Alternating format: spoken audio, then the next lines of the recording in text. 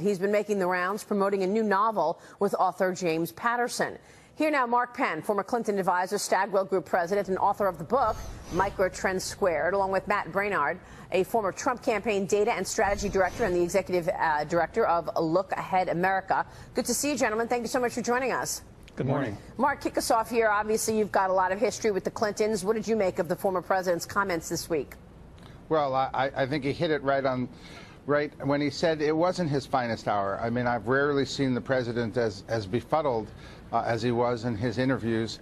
And I think he'll be answering this question a lot on his book tour, and I think he'll come out of it. I think he'll get to the right place, and he'll recognize his anger was really misplaced. No surprise, Matt, that it came up now, given where we are with the Me Too movement, and really not a lot of discussion about President Clinton and the Monica Lewinsky scandal over this whole Me Too eruption. Yeah, and you know, it reminds me of the old adage from the film It's a Wonderful Life, where every time you hear a bell ring, an angel gets its wings. Every time he shows up in public, the Democrats lose another House seat.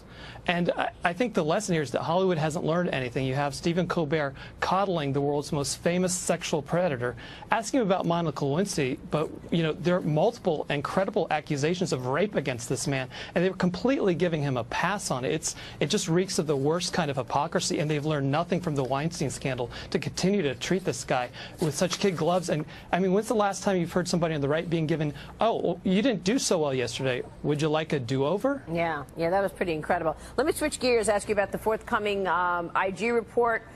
Mark, this Sunday on Sunday Morning Futures, we heard Devin Nunes tell us that there are going to be more hearings and testimonies this week in terms of FBI agents testifying in front of the Senate committee. New developments into that Clinton email investigation. Fox News is reporting that Peter Strzok, the FBI agent, had a larger role than first thought in overseeing both investigations, the Trump investigation and the Hillary Clinton email scandal. Lawmakers are questioning a top FBI official honing in on agent Peter Strzok and his role with the Clinton probe and Russia investigation, something House Intelligence Chairman Devin Nunes told me first on Sunday Morning Futures. Listen to this.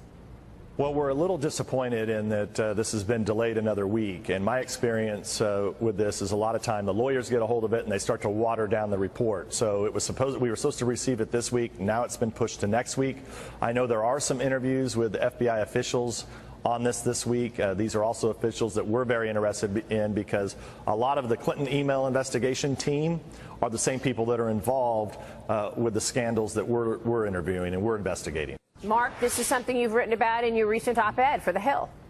Yeah, no, I think it's very clear that Peter Strzok played a huge role in this, that he was heavily biased, and everything he touched in both these investigations is really suspect. And I think independent counsel Mueller knew this when he fired them because of the text messages given him by the Inspector General, but he didn't take or remove from the investigation all the evidence they touched. In fact, he even covered up for 5 months why they hadn't been fired until that came out. So I think, yes, we're waiting for this Inspector General's report. That is the watershed document here.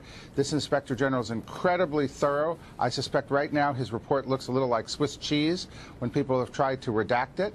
And I think at the same time, though, if you notice in the McCabe report, he is excellent about coming back and answering every single question that people raise. But, you know, we know that, Matt, in the last IG report, there were recommended criminal charges against Andrew McCabe. Where does that stand now? Will people actually see accountability and a cleanup at the leadership at the FBI?